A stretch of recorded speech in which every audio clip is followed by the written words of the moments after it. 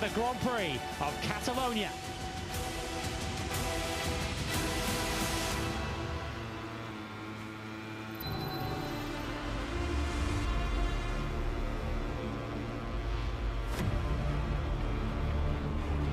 Good afternoon, everybody. Warm welcome back to Barcelona. I hope you've caught your breath back, if you were with us moments ago, for what was a cracking Moto3 encounter to kick off our racing action here in Barcelona. The first of two races that they will be holding today. A World Championship battle, which certainly is keeping us guessing. Moto3, Moto2 qualifying, and of course the TSO sprint to come here this afternoon, with intriguing World Championship battles in the junior classes. The Moto3 World Championship lead of Jose Antonio Rueda has closed down in each of the last two Grand Prix. Given the events of this Grand Prix of Catalonia already, there's a real possibility of it closing still further. We'll explain all as we go through this afternoon's action.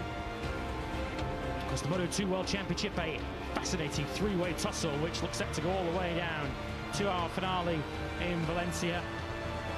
And the MotoGP World Championship, which almost certainly won't, but still has plenty to keep us excited about, particularly in this next two Grand Prix weekends, with Marc Marquez on the precipice of his first match point. He and everybody else in MotoGP will go sprinting later on, 3 p.m. local time, over 12 laps. But it's 15 minutes of Moto3 Q1 which gets our afternoon up and running next. And well, if you hope, found himself on the wrong side of the stewards already this weekend and does have a long lap penalty to serve in tomorrow's Catalan Grand Prix.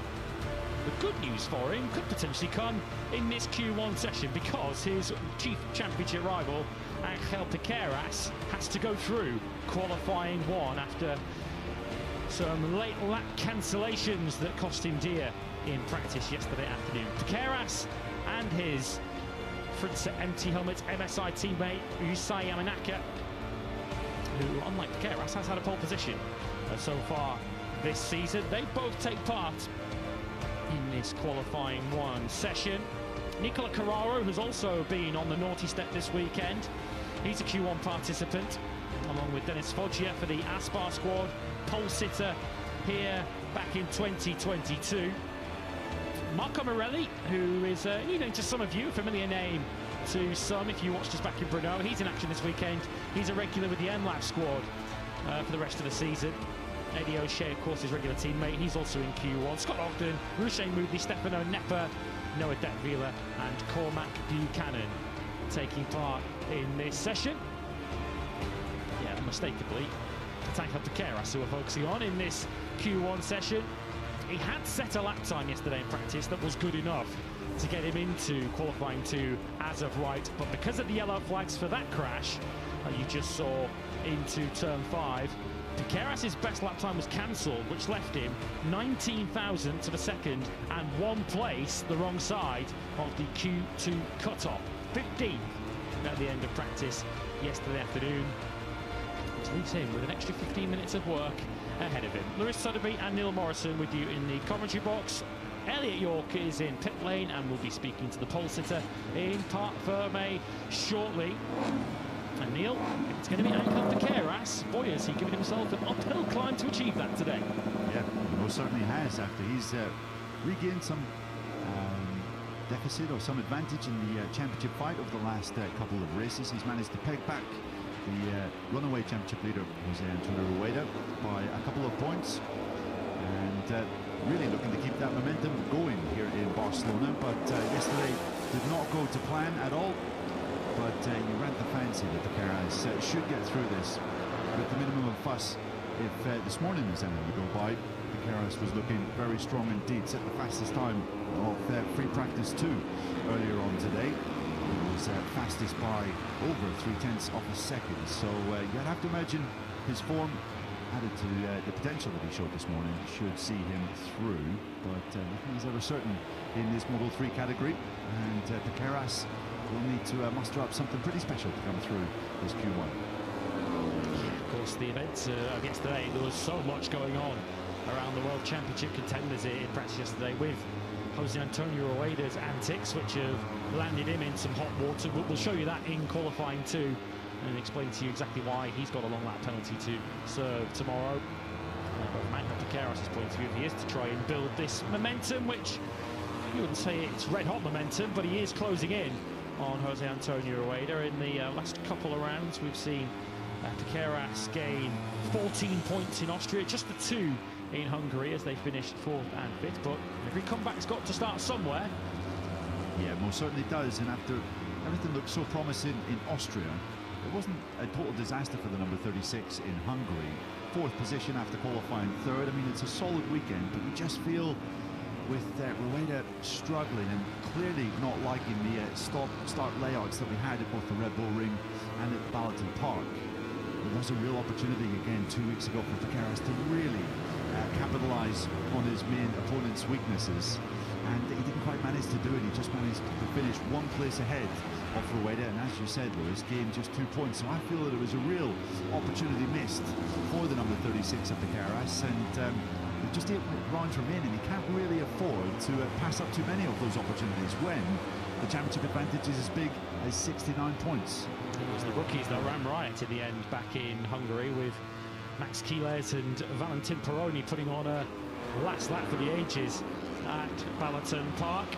But with both of the Fritz Anti-Helmets MSI riders in this Q1 session, perhaps both surprisingly, Angel Piqueras certainly a greater surprise than Ryusai Yamanaka, who has been in qualifying 1 on 3 previous occasions this season. Plenty to speak to Jordi Cattell about in the MSI camp. Let's cross down to the pit lane for the first time and catch up with that. Yeah, good afternoon, gents. Good afternoon to everyone as well. Jordi, both riders in Q1, not used to seeing that. What's going on with Ryusi and Angel on Friday here in Barcelona? Yes, yesterday we don't have lucky because we did good laps, but sometimes with the yellow flags, finally the laps was cancelled. But right now we think that probably it's a good chance to do the Q1, to prepare better the Q2. For sure, we have a lot of confidence of all riders to be on top also in Q2. How important was that win for Angel over in Austria? A real confidence booster, and he's been on a good run of form, but just not quite able to stand on the podium. But how important was that victory? Yeah, it was very important for all the team, also for Angel, because at the end we struggled a little bit at the middle of the season. But to be honest,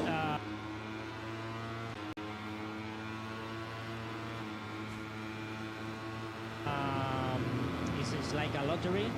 But sometimes the performance is not quite good, and we are suffering a lot. And sometimes, as we can show in the Hungary race GP, we battle a lot in the first group, but we don't have chance to overtake the other riders. But we're still working a lot. Also, KTM is helping us a lot, just to find some solution to try to fight in the same condition than the other ones. Is that the only area where Angel is struggling so far? Just a little bit of engine power potentially? Is there anywhere else he needs to improve? We are working in a lot of sites, but as you know, you have not a lot of options in Moto3. You can work a lot in the gearbox, in the dynamic sides, with the rider, with the leather suit, with the helmets. We try to be on the limit of the weight, but anyway, Moto3 is just to grow, is that to help to the riders to go up to Moto2, and this is the target. Jordi, thank you for your time and good luck for the rest of this qualifying session. Thanks a lot. Yeah, thanks, Elliot. Of course, while he was stood down there with Jordi Cattell, we've seen both of their riders come straight back into pit lane. Both Yamanaka and Piqueras coming straight in. This man, though, yet to leave pit lane. It looks as if finally Dennis Foggia's qualifying session is about to get underway. Not aware at the moment as to what the delay was, whether it was tactical or whether it was mechanical, but Foggia at the moment, one of several riders with one session so far. Decent stuff from the young Kiwi. but considering the fastest time we saw earlier today was a 47.3 from Angel Piqueras, you have to imagine there is still quite a bit of time out there in this. With Stefano Nepa coming out of the final turn. It has been a really tough slog for the Italian of late. He hasn't been in the points in each of the three past rounds that we've had, and had the ignominy of being on the wrong side of some pretty tough words from his team manager after the race in Hungary.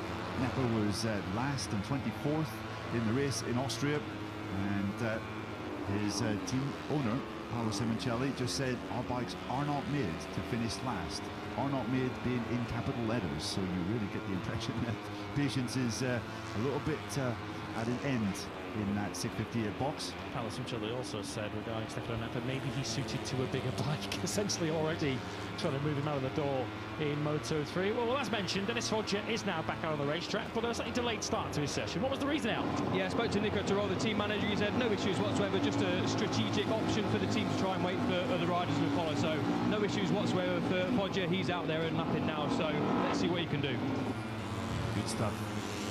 Elliot, thanks very much for that update. We've just seen Morelli go fastest in this session, riding for the Grid MLab Racing Squad. Carraro has been handed a long lap penalty for tomorrow.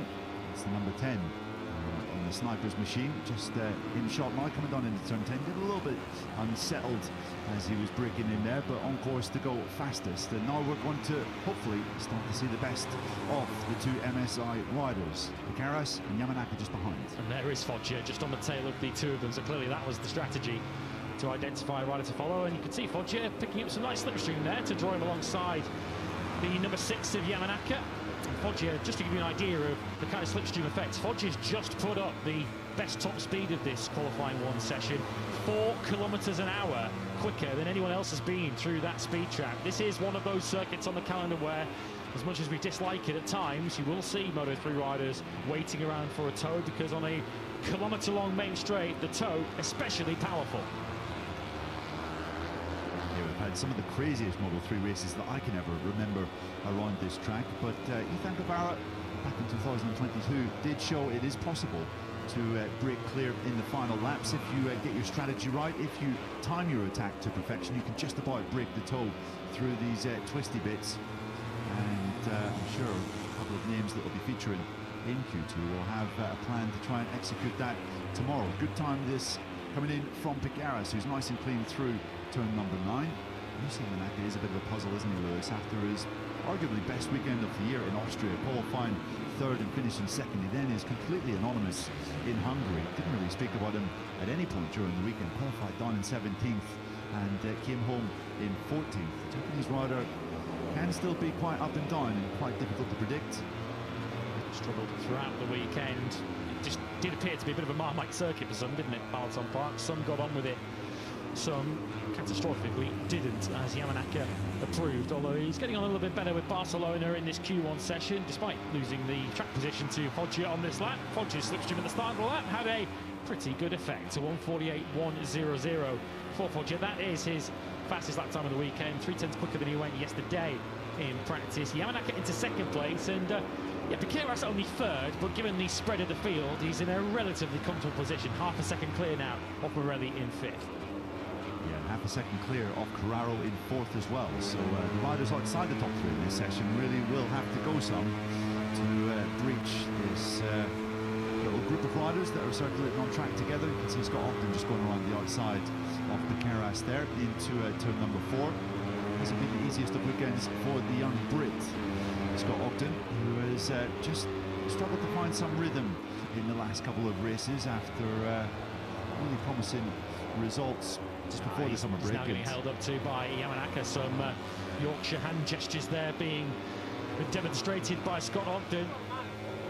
See the CIP Green Power squad also getting a little hot under the collar, because Ogden doesn't have a lap time on the board at the moment. Of course, he's already in this Q1 session because he was knocked off the road by Nicola Carraro in practice yesterday afternoon, and now Ogden getting a little bit cross at the MSI duo. So I think no matter what happens up ahead, Scott Ogden needs to put his head down this next lap that he's on and put a lap on the board, because as it stands, he's the only name in this session that is yet to do so. Number 19, who since that best result of the season back at Assen, 7th place, he scored just 2 points, 2 15th place finishes, one in Brno and then one in Austria. Didn't finish, crashed out twice, of course, in the race in Hungary 2 weeks ago. So the season has just lost its momentum ever so slightly, but let's see if he can get it back here with the benefit of the slipstream of Dennis Foggia just up ahead. He has got a good toe for this lap with Picaras and Foggia. Is he going to get ahead of Foggia into turn 1? The answer is no. So he'll be hoping that these riders keep pushing on this current lap. 3.5 minutes to go, so 2 laps in all probability, maybe 3 if he's very lucky and keeps pushing. But of course, with every corner that is completed, particularly corners as long as this one, turn number 3, the very best grip and performance from these Pirelli tyres is being taken away. Risa Yamaka is now under investigation for getting in the way of Ogden, and Ogden looking at further riders getting out of the way. That's Morelli, I think that is on the outside. It is on the number 95, just trying to keep himself well out of the way. He doesn't want to land himself in trouble. So Ogden now into the heart of turn 6, now up towards turn 7, and if he can keep up this kind of performance halfway through this lap, it should move him comfortably into the top 4. Decent this from Ogden. I'd say it's been a pretty impressive weekend so far for young Morelli. We are led to believe that he'll be making a step up to the World Championship next year. You see, I think that's Stefano Nepper just needs to be careful. Eddie O'Shea as well down into turn 10, not to get in the way of some of these faster names. Ogden still is very much in the mix as he comes around turn 10, just keeping behind Foggia up ahead. This could be the 4th best time for Ogden if he plays this final sector right. The MSI duo, or certainly Picaras, is looking set to safeguard his place in the top 4. Yamanaka is just up the road ahead of him, so we'll follow them all through the line. And that's the other end machine of O'Shea, who's getting out of the way. Ogden looked like he might have been on the green there coming out of the final corner. We'll see what his lap time is. It's good enough for 4, just about, but Buchanan has now bumped him out, so even if he did keep himself off the green, Ogden has got 2 more laps to try and put himself into Q2. It's 5th at the moment for the Brit. Eddie O'Shea getting a little bit crossed up down into turn 1. Good stuff that from Cormac Buchanan in number 14. He was really disappointed to have crashed out in Hungary after trying to just keep it nice and simple. As we're just seeing, yes, that Scott Ogden's lap time was indeed cancelled for exceeding track limits coming out off that final turn. So number 19 has it all to do again. And as it stands with 1 minute and 20 seconds to go, still has yet to post a lap time. The lap time he did post, as we saw, wasn't good enough for the top 4 anyway, but at least he would have put him further up the grid. Exceeding track limits, as we saw, it was borderline, but you're either in or you're out. There are no half measures when it comes to track limits. Unfortunately, Scott Ogden was on the wrong side of it. He just basically needs to get in one clean lap here. He's clearly got the speed, close to Ken. They're coming out of turn 7, although there's a little bit of a deceptive camera angle there as we look from the outside of turn number 7.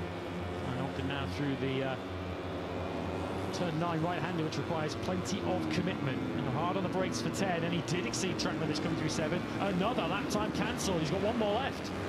Yeah, it's been a disastrous situation in session so far for Scott Ogden.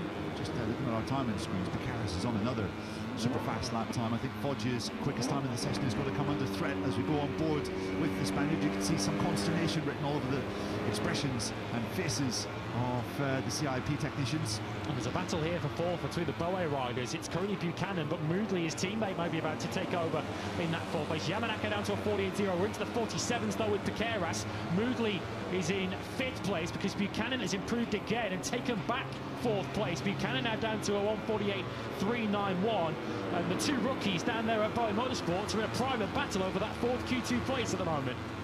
Checkered flag is shown, but British fans will be relieved to know that Scott Ogden did manage to get across the line for 1 more lap. It all comes down to this final circuit of the session, and it doesn't look as though he's had the best of first sectors. He's half a second off through sector number 1 alone, so he did not nail that first right-left chicane through turns 1 and 2.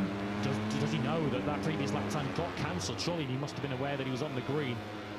partway through that lap, and the bad news, or the even worse news from Scott Ogden's point of view, is that the lap time he did was a 1:48.315. Had he stayed within track limits, it was a fast enough lap to put him in P4. As it is, Scott Ogden is set, barring something dramatic, to start at the very back of the grid. He hasn't rolled off. Scott Ogden's going to be starting right down the back. Yeah, disastrous stuff then for the young Englishman. A real shame. His compatriot, though, Eddie O'Shea, actually put in a pretty good lap time in that final lap to see him rise up into 6th position. He's getting past, or almost past, into turn 10 by Roche Moodley.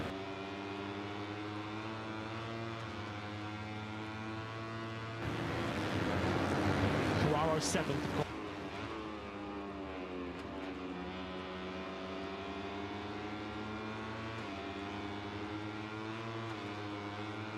Qualifying 2, so we'll be seeing him shortly. And O'Shea then into the final corner. Of course, desperately won't want to be out-qualified by his new teammate for the foreseeable future, Marco Morelli, although we understand Morelli won't be on that bike next weekend because he's already locked into his Red Bull Rookies commitments. Morelli goes 7th and does just slot in behind O'Shea, 4 tenths behind the M-Lab duo, 6th and 7th. Yeah, so not bad from Eddie O'Shea in that session. Decent performance from Morelli, who will be stepping up into the World Championship, strongly linked with a seat at Aspar next year to replace Dennis Foggia, who will be moving on to pastures new. But it is Angel Piqueras, fastest this morning in FP2 and fastest in this session by 2 tenths of a second, after 1 or 2 early question marks about not getting a lap time on the board. I have to say that was achieved with the minimum of fuss. So Piqueras safely through to Q2 along with Yamanaka, Foggia and Cormac Buchanan impressing yet again. Given where Buchanan was yesterday, he was down in 25th at the end of practice yesterday. That was a good step forward from the Kiwi. But it's a second and a half quicker than he was yesterday afternoon. Although we did see Cormac Buchanan having 1 or 2 dramas in that session. It is a big weekend for the Boe Motorsport squad. Their home race, whole load of guests in the paddock here this weekend, and expectations maybe just slightly higher on Buchanan and Moodley's shoulders, even if they are 2 rookies. Buchanan, it's all been about rebuilding his confidence after that big crash in Brno, which kept him out of the race there. And there was 4 crashes over the weekend in Austria. Really did not go to plan. A good job here on Saturday. Put himself a good shot of maybe qualifying up inside the top 10. So good stuff for the number 14 and job done. Clearly the strategy at Aspar paid off handsomely for Dennis Foggia. He is through into Q2. 71, who only did the 5 laps. He was the least active rider in that session, but it's not about quantity, it's about quality of laps, as Dennis Foggia has proven in that session. He cleared the bar by a good 4 tenths of a second in the end over Roche Moodley in 5th place. For Moodley, the South African, still with a run now since Aragon earlier in the season. It was the last time we've seen him in qualifying 2. But it is Angel Piqueras who tops qualifying 1. A 1-2 for the MSI squad. Piqueras, Yamanaka from Foggia and Buchanan. Those are your 4 that go through. Roche Moodley 5th from Eddie O'Shea. Nicola Carraro took 7th in the end from Marco Morelli. Stefano Neppa, Noah Detweiler and Arvi Aditama, your 11 to set lap times. Scott Ogden, for a variety of reasons that's in that session, was unable to, and he will start down in 26th place.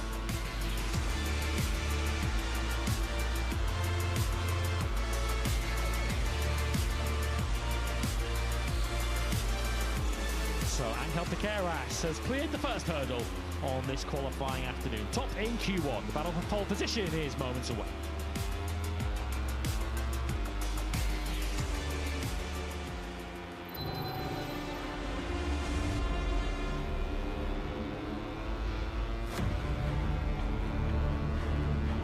Welcome back to Barcelona then, as we count down to could be a fascinating and thrilling sprint later on in MotoGP. 3 p.m. local time.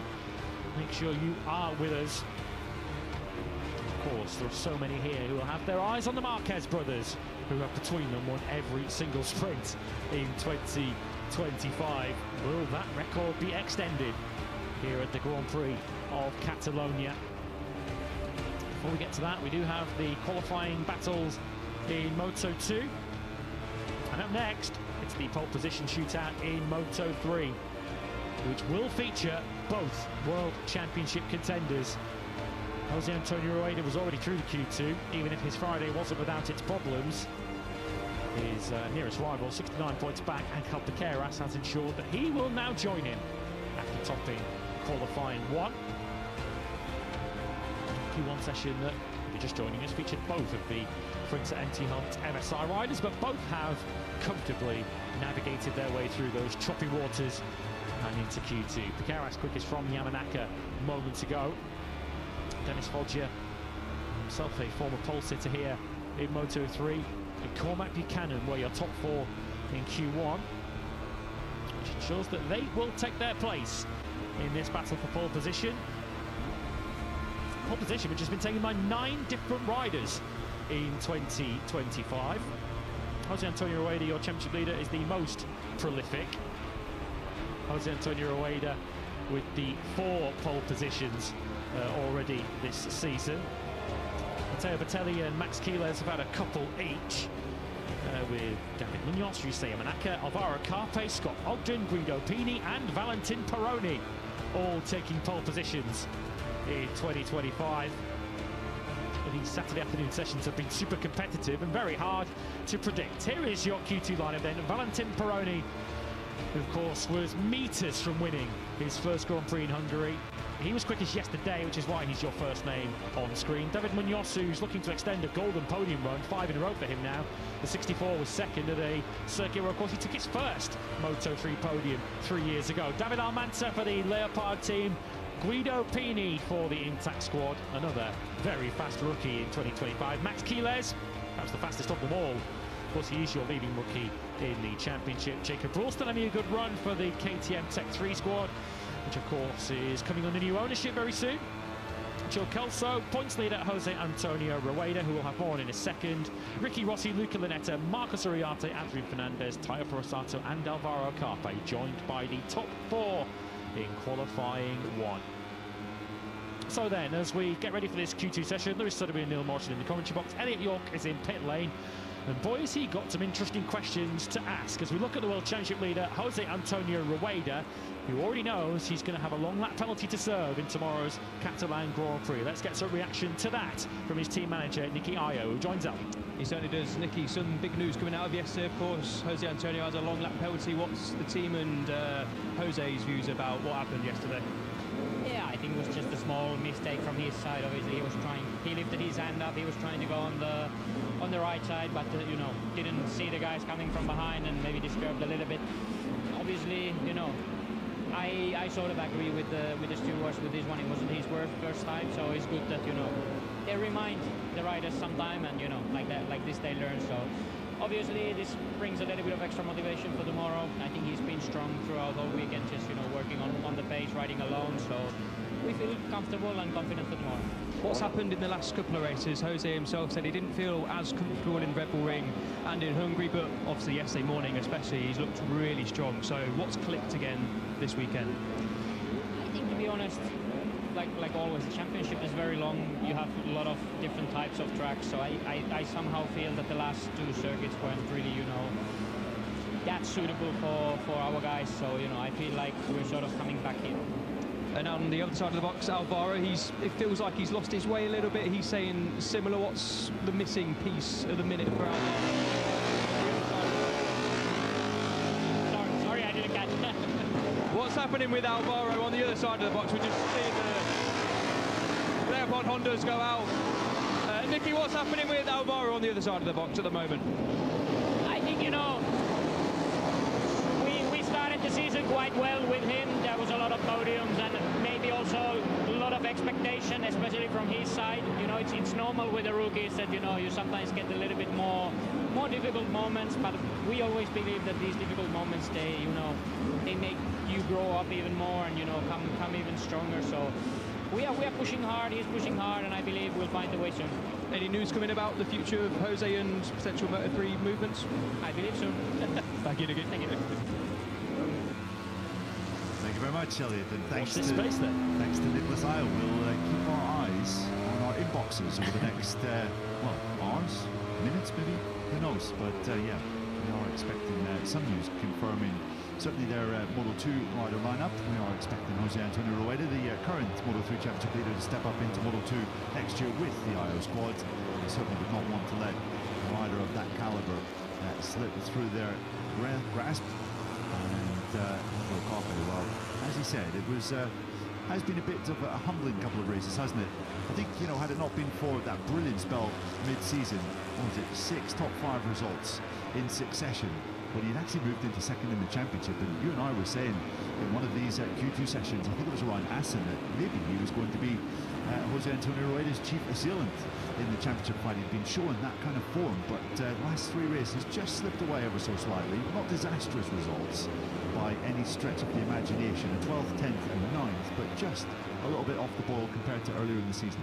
Yeah, he was very happy with how he handled the second half of the race in Hungary. The main problem was that he'd lost so much time in the first half, having initially been part of that leading group. Of course, we do have to remind ourselves, we are talking about a rookie who is fifth in the World Championship, so if this is what's considered a crisis by Carpe's very high standards, then he's probably not got an awful lot to worry about. In terms of his teammate at the moment, it's Jose Antonio Rueda. What's very smart money is that he's going to Moto2 next season and staying with the IO squad. And of course, in terms of likely replacements for Carpe next season, the obvious name that springs to many of the articles, rumours that you read and hear is the current Junior GP Championship from Moto Rookies Championship leader Brian Uriarte, who will be seeing full-time for sure next year in one colour scheme or another. But we follow Rueda into turn 5, and it's interesting. We've seen Rueda already win a Grand Prix this year from the back of the grid, back at Silverstone when he got himself into some trouble in qualifying. This weekend he's going to have to try and overcome a long lap penalty to achieve that, and I do wonder which of those is the more severe penalty at a circuit such as this. Of course, with the monster slipstream that we're going to have down the main straight, you'd have expected Rueda, if he started at the back of the grid, to have fought for victory anyway. But of course, a long lap penalty comes during the Grand Prix, and wherever you are, it is going to drop you out of the leading group, and he's going to have to jump across probably a 2-3 second gap to get himself back into contention. So by no means an easy penalty to overcome around a circuit like this. Yeah, exactly.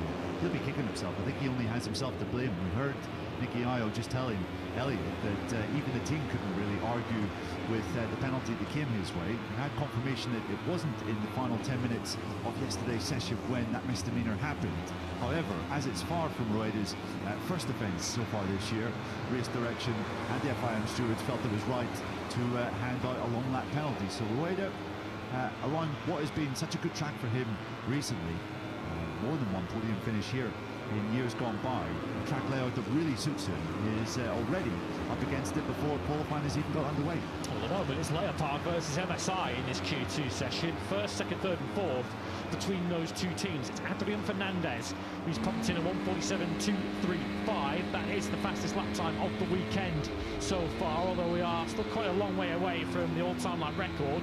Moto3 viewers over many years won't need many guesses to work out who set that. It's David Alonso, the record-breaking champion of last year, who of course did take both Catalan or Catalunya circuit victories last year, both the Catalan Grand Prix and the Solidarity Grand Prix of Barcelona. Just 5 thousandths between your top two though, with Fernandez and Yamanaka, and of course the MSI duo fresh from Q1.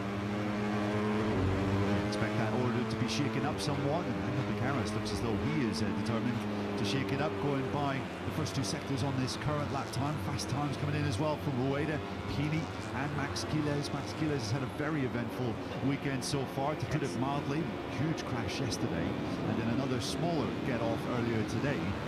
All 8 of his flying laps in FD2 were ruled out, ticked off by the stewards who were keeping their eyes on track limits. So Quiles has to rein it in ever so slightly in this section and just try to keep it within the bounds of the track limits, because this morning was just a bit of a disaster. Yeah, it was like me on MotoGP 25, where you get lap invalid coming up every single time you try and put one together, as the team get ready to welcome Piqueras into pit lane, which is slightly curious given that he was on target for pole position. Perhaps he was only fueled up for those 3 laps.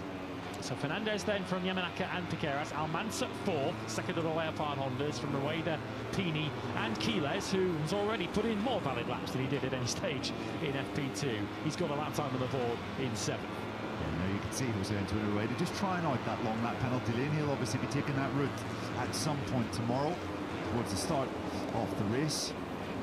So interesting early order. Good stuff from Adrian Fernandez so far. 47.2 is considerably faster than what we saw in Q1 just previously.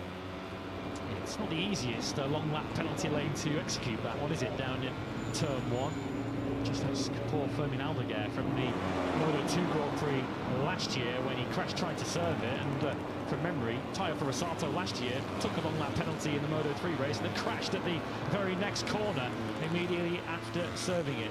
He is, of course, rather bumpy and rather dirty down there at turns 1 and 2. So Jose Antonio Rueda getting plenty of practice in, and I guess he's got to get the practice in now, because of course there is no morning warm-up for the Moto3 class to try and figure that one out. So the next time he does go through that long lap penalty loop, it is going to be when he serves it for real in the Grand Prix tomorrow.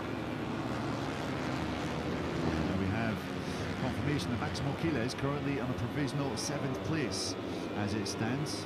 Would be one shy of his worst qualifying result of the year, of his career as a World Championship rider, which goes to show you just how brilliant he's been in his first 10 races at this level. Quiles was looking at his average point scoring out across those first 10 races. His average point per race is 16 points, over 16 points. Only Jose Antonio Rueda has a higher average per race in Moto3 in 2025. Scary how good he's been in the first part of his career. And just what could he have done had he actually started the season in Thailand back at the end of February? Very interesting to pick up on a couple of comments that Quiles was making after the race in Hungary, which was then followed up by his team coming into this weekend. They were sort of following his line that, hey, everything's possible in this championship fight. He is 86 points back of Rueda, and he was saying after the race in Hungary, why not? Why not, Drew? Certainly no pressure on him at this stage, is there, from a championship point of view? I mean, if you average out his points per race, 16 points per race for Max Quiles, he'd only be 26 behind Rueda in the World Championship, so that tells you the level he's been operating at. Of course, missed 2 Grand Prix because he wasn't old enough, and missed 2 more because he was injured when he broke his thumb in a training accident shortly after that incredible debut back in Austin, Texas. Quiles currently in 7th place. His teammate, by the way, Dennis Foggia, who also came through Q1. Here he is, right on cue, on screen. He currently sits in 11th. Incidentally, Aspar have an absolutely sensational record at this track in years gone by. They've not only won the last 3 Moto3 races at this circuit with David Alonso, they won the previous year in 22 with Ethan Guevara, and the year before that was Sergio Garcia in 2021. This is Aspar territory, so another reason to potentially get excited by Max Quiles' potential this weekend, but I would be amazed if he's not at least a bit battered and bruised after that crash yesterday, Lewis, because that was a big old crash down at, what, turn 13? Fast old place to crash, and the way he flew through the gravel was far from comfortable. The high motion slow-mo replay did not necessarily make pretty reading for poor Max Quiles. We certainly know already in what is a very short Grand Prix career that he's not backwards in coming forwards. He does tend to meet every challenge head on. We now take a look at Joel Kelso, who's currently in 8th place. Well, 8th is not where we want to be, were the words of his team manager Alessandro Taducci when he finished there in the Hungarian Grand Prix. Of course, after such a strong start, where we asked the question whether Kelso could be a World Championship contender after those podiums at the start of the season, 3 in a run of 4 races from Austin through to Le Mans. Hasn't stood on a Grand Prix podium since then, and in fact he's only had 1 top 6 finish since then, which has left Kelso's place on the Moto3 grid for next season looking slightly precarious. Joel wasn't mincing his words after the race in Hungary. We're in a deep hole was his rather frank assessment of where he is as it stands. He said 15th to 8th in the last GP was certainly something to build on. And he said also, I've been getting quite a bit of criticism for not making overtakes, especially from the rider who manages his team, who's been a little bit annoyed, you could say, at the fact that Joel hasn't been super aggressive in the leading fight. But Joel was saying after the race in Hungary, it's just because I don't have the speed. When you don't have the speed, you can't overtake the riders that are ahead of you, because they're faster. So it'll be interesting to see what Kelso can do, because it's going to be a group fight, at least in the early stages of tomorrow's race. And yeah, all eyes will be on the number 66 to see if he can make some progress forward. Our eyes now are on the 36 of Angel Piqueras. Here are our top two in the World Championship together on circuit. And Jose Antonio Ruedo, for sure, it's the best strategy to give an assistance to your championship rival. Not that he's deliberately doing that, but unwittingly that's what he might be doing, because they're together on the circuit. We're looking towards the visor of the 36. Directly up ahead of him is the World Championship leader Ruedo, and Piqueras now picking up time in sector 2. His teammate Yamanaka is somewhere just behind him on the circuit. You'll see the second of the MSI bikes just coming into view right now, and at the moment both of them have a genuine shot at going from Q1 to pole position. Could be a double delight for the MSI squad here if they keep up this time, as Ruedo comes down in towards turn number 10. It's nice and clean. Piqueras, you can see, is just up through split number 3, 600ths of a second in it, but he has got absolutely prime position to get a good run through these final 3 right-handers. Down towards turn 13 here, pitches it in. Just one more turn to go between a potential provisional pole position for the number 36. The margins are so fine. Less than 2/10 covers the top 8 with just 3 minutes of this session remaining. So a little bit of slipstream out of the final corner could make all the difference. It did there for Piqueras. A 47.086 takes him onto pole position that he has only started from once in his Moto3 career. That was last year, of course, on the Leopard Honda at Assen. Yeah, one name that surprisingly is down the order in 17th, Valentine Peroni, who was fastest yesterday afternoon on the podium last time out as well, and in the midst of a real fine run of results.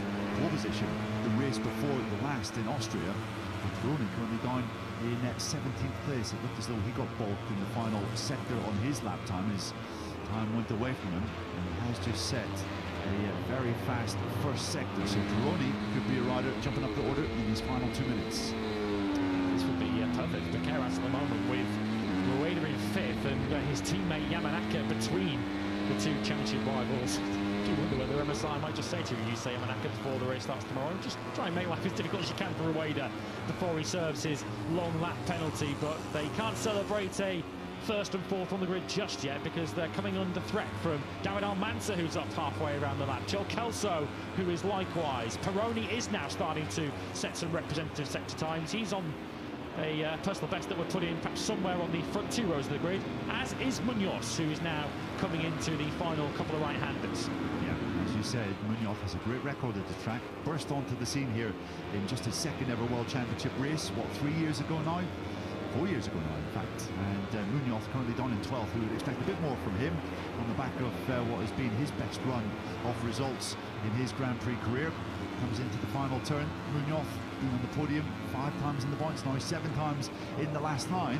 Is the number 64 going to climb up towards the front row? He crosses the line, he goes 2nd. Excellent final sector. And look at that from Joel Kelso. Kelso onto pole position, but he might not stay there for long. Almanza now into the 146s. David Almanza now staring at a first Moto3 pole position. A couple of 10s clear. The first lap time of this Catalan Grand Prix weekend in the 146s. Impressive stuff then from David Almanza, who is just getting a little bit upset there into turn number 1, but brilliant stuff from the Spaniard, putting 2 tenths into Joel Kelso. Such a tight session. That is really quite impressive. It looks as though he got a decent toe on that last time as well.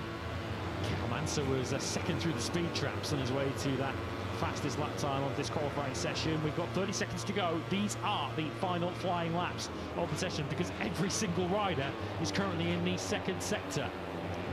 To hunt in packs to this Moto3 field, as we now pick up Kelso, whose 2nd sector has gone away. The big threat to Almanza here looks like it might come from Munoz, who's up halfway round. Yeah, Munoz, as you can see, 600th of a second up, and he's just behind Yamanaka, who has shown front row potential so far. Let's hope that the number 64 does not get balked as they come towards turn 10. He's going to make a move under Yamanaka, you have to imagine, into turn 10. Not quite. And as you can see, he's lost just a little bit of time in sector number 3. What might just save Munoz here is that Yamanaka is also going quickly. Yamanaka currently 6th, could just squeak onto the front row of the grid with this one at the moment. For Keras 3rd, Rueda back in 7th, and Rueda not on a personal best at the moment. Quiles has had his last lap cancelled, as you can see, so he won't be improving on 10th, so that will be the worst qualifying of his Moto3 career so far. Who's going to start, though, at the very front of it? Munoz is approaching the finish line now as we cross the line. Munoz goes 4th. Yamanaka does improve, climbs a place into 5th. Rueda also improves on his final lap of the session, but stays back in 7th place. And they can now start celebrating down at Leopard Honda. A first Moto3 pole position for David Almanza.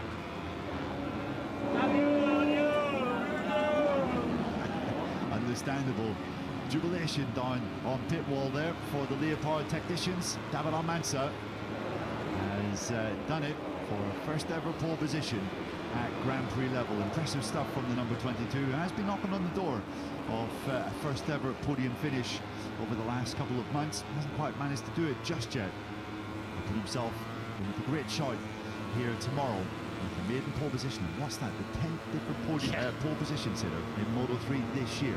Variety on Saturday afternoon has not been lacking in Moto3 this year. And for Joel Kelso, 2nd place on the grid. So close, wasn't it? 2nd down to 4th. Just he's lost his visor. He's lost his visor there. Has he been perhaps getting a little bit pumped up on the slowdown lap and lost a part of his safety equipment? But he won't care about that too now. Kelso 2nd then on the grid. That's a 5th front row of the season. Although he had to go quite a long way back for his 4th. That was all the way back at Le Mans in May. First front row since then for Kelso. And for Angel Piqueras, of course, via qualifying 1, he now extends a pretty strong recent qualifying streak, a 3rd consecutive front row start. Good stuff down from Kelso. He hasn't qualified higher than 10th in any of the past 4 GPs, so the Australian will be delighted to be back on the front row. And Jose Antonio Rueda, well, it hasn't been a brilliant Saturday, I think it's fair to say. It hasn't been a brilliant weekend to date. Will be starting from the middle of the 3rd row, but obviously his attention will very much be on how to serve that long lap penalty in the early stages of the race. So Rueda has a big uphill task tomorrow, as does this rider here, Max Quiles. 10th for a rookie in his 11th ever Grand Prix. Does not sound like much of a disaster, but for Quiles, that is, as Lewis previously said, his worst qualifying performance of the year and of his World Championship career by 2 places. Yeah, it says a lot, doesn't it, when 10th is considered a disaster for Max Quiles. He can still challenge for victory from there, no mistake about that. This Moto3, the battle tomorrow over 18 laps, looks like being an absolute barnstormer, doesn't it? So little to choose between so many. First Moto3 pole for David Almanza. Malaysia late last season. We have seen Almanza lead Grand Prix already this season. We have seen him on front rows. He's now taken a first pole position. The task for him tomorrow is to convert that into some serious Sunday points. Just seeing Joel Kelso, not sure what he's saying to his technicians there, but you can see the visor not on his orange crash helmet, but I'm sure that'll be of minimum concern to him as he takes the congratulations of Alessandro Tanucci there, the team manager. That's his mum, I think he must have come all the way from Australia to Barcelona to cheer on her son. Good stuff that from Kelso, and he knows that it is a pivotal time off the season. We're going to see what happens. It's just going to come off of his own accord. Yes, it did. It just dropped up into his lap. He's just realised there, as it's sitting on his right arm, that his visor's dropped off. Better happening after qualifying's finished than during the race tomorrow, Joel.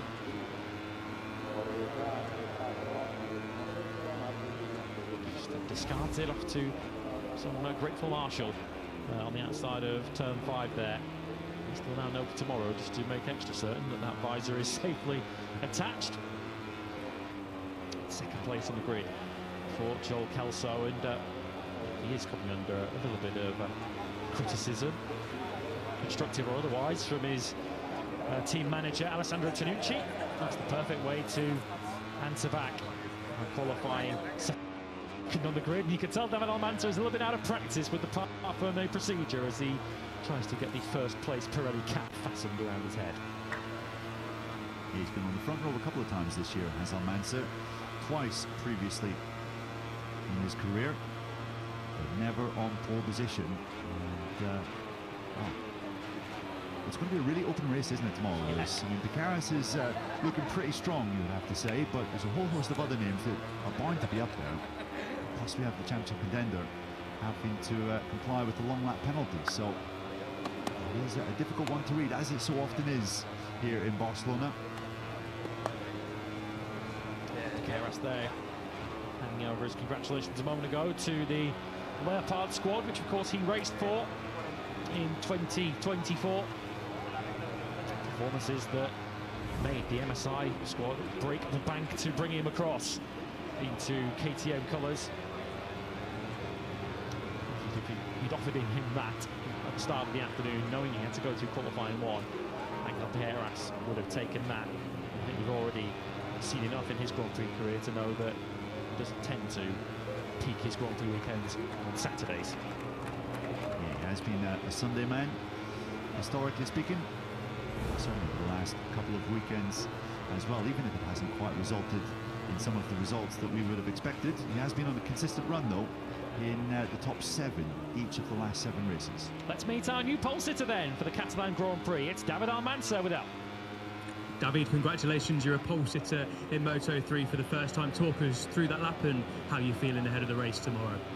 Yes, we are very happy with my first pole position, and we are ready for tomorrow. This ball is for my family, my friend, and for all. Thank you. Well done, David. Good luck tomorrow. Thank you. Yeah, many congratulations to David Almanza. Of course, already this season we've had many first-time pole sitters, and as you mentioned, 10 different pole sitters already this season. And look through the right list that have taken poles this season. Of course, Matteo Bertelli, Max Quiles, Alvaro Carpe, Scott Ogden, Guido Pini, Valentin Peroni, and now David Almanza, all maiden pole sitters in the Moto3 class.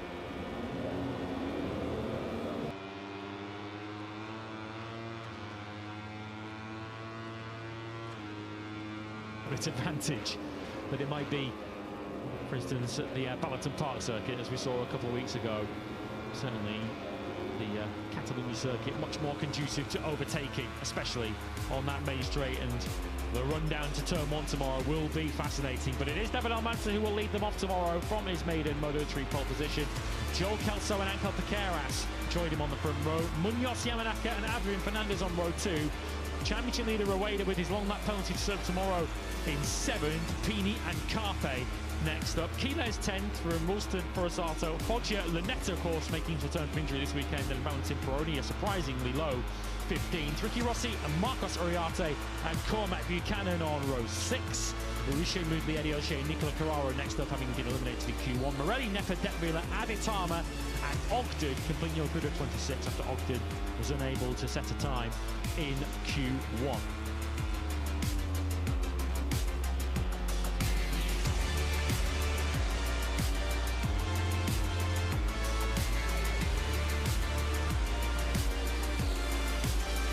So an incredibly unpredictable 2025 on a Saturday continues in Moto3. David Almanza becomes the 10th different pole sitter of the season. Moto2 qualifying is moments away.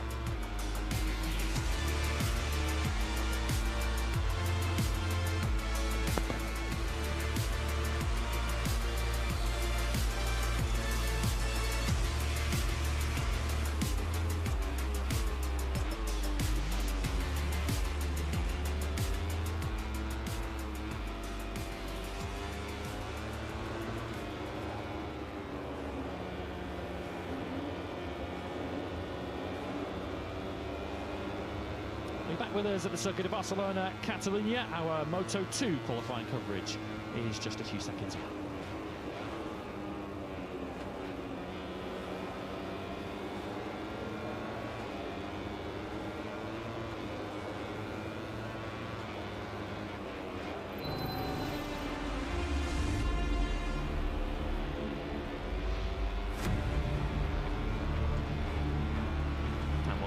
to Barcelona, which has certainly produced its fair share of surprises on this Super Saturday.